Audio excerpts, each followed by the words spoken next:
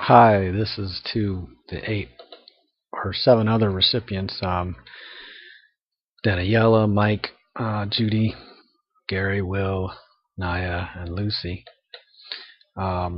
So backing up, just for those who don't know, Daniela sent me a comment on New Age bullshit, and that was probably related to some prior conversations she and I had, some of which you may have seen if they were an email and forward them to you. And Michael replied and Judy replied, and I just decided to cross over these replies and then include a few other people in there. And I'm going to comment from my last comment to my prior email, which was everything is already holy except perhaps for words, none of which could ever be holy. And I want to kind of continue that reference because I know it's actually kind of a weird reference.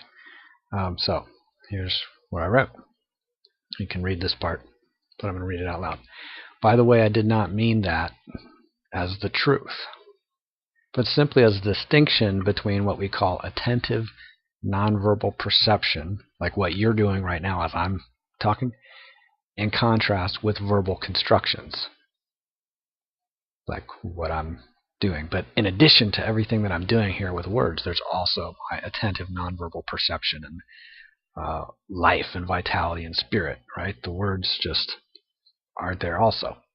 So here I'll clarify what I mean by sacred and holy. So to me, language itself is sacred, while everything is holy in everyone. But no one thing is as sacred as language. Really, nothing is sacred. And in fact, I say this somewhere else. Nothing is sacred. Only language is sacred. Only words are sacred. Life is holy, but life isn't sacred. So what do I mean? This. Language is special because it figuratively divides the holiness or unity of an interdependent boundless web, like my hand, where I can say, okay, here's the finger, and here's this joint, and here's this. Well, it's all organically connected. Like I'm trying to hold this where you can see it. All the fingers and the joints and the flesh and the front and the back, the front and the back, there's no front without a back. They're just figurative distinctions in language. There's nothing true about them. They're just sacred. They're not holy. So in language, we figuratively divide the holiness or unity of an interdependent boundless web of divinity or holiness, or a network of nature, like a hand is like a network of stuff, or the tree of life, or the net of Brahma. And language is especially powerful because it presents these figurative divisions or isolations, right?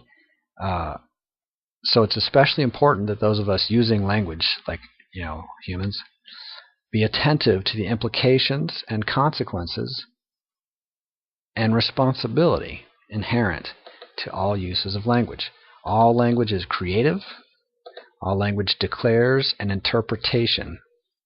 All communications declare an interpretation or experience into being. You're having an experience now. I'm having an experience as I communicate this, and 7 different people, if all of you watch this video just one time each, well, you'll have 7 different distinct experiences.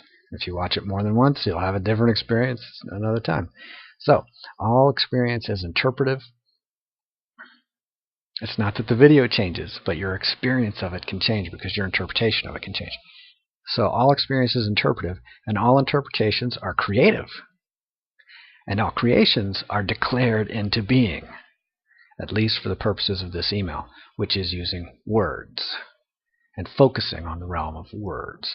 Words are not inherently true and have no inherently true meaning at all. Words are inherently meaningless and empty. Words are the realm of what is possible.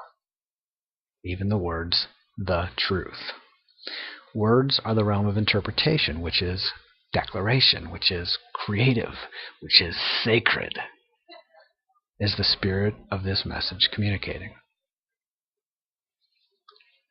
this may be a bit subtle, but everything is holy, while nothing is sacred except language. And all words are equally sacred, as well as equally BS or bullshit, equally codes, equally symbolic, equally creative, equally unholy. But any instance of using words is holy. And no two instances of using words are literally equal, as in identical. But all uses of words are holy and sacred, because it has the words which are sacred, the language which is sacred, and then the spirit of life which is holy. It's never been divided. There's no such thing as a person or an individuality except in language for purposes of this email. So words words are where holiness and sacredness can overlap. Like words are the sacred thing, and then the use of any spirit. Once you invest spirit, or once spirit manifests as me or as communication, that's holy. And then the words are sacred. So words is a place where the holy and the sacred can overlap. Words themselves are sacred and nothing else is, though all words are codes, concepts, maya, etc., ideals. However, all developments, all communications, all phenomenon, all perception, all processes, all life is holy, and none of it is sacred. Only actual instances of communications and words, like this email, are both sacred and holy. Something else I wanted to add, let's see if I can remember what it was. Concepts, Maya. I'll come back to it if I can. Everything, if I remember it. Everything else besides verbal communications is either sacred or holy, but not both.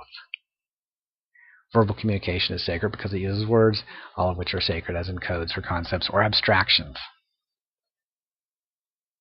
And are also holy because all communications transmit the spirit of life evolving and reorganizing and transforming. So, quite redundant here.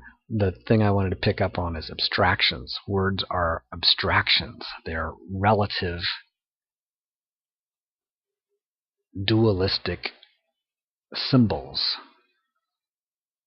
They're absolutes in the sense of being symbols, but they have no inherent anything. They're fascinating, though. They're really, like this is where power lies, is in words and in communication. I just said where power lies, where power happens, where power manifests, where power proceeds. It's not me, it's God. These aren't my words. These are the words of the spirit of life, and I just happen to be the transmitter or channel of them. And then we get to the word a channel when people talk about channeling and all that. So anyway, here's a few expressions, and hope you have fun listening to it. Hope it's provocative, mildly intriguing, quite intriguing, and maybe only mildly disorienting or disturbing, if any. And that's it. Feel free to reply by video or typing. Just make sure it's holy and sacred. Whatever you write, whatever you say from here on for the rest of our lives. Not just yours, ours. How many are there anyway?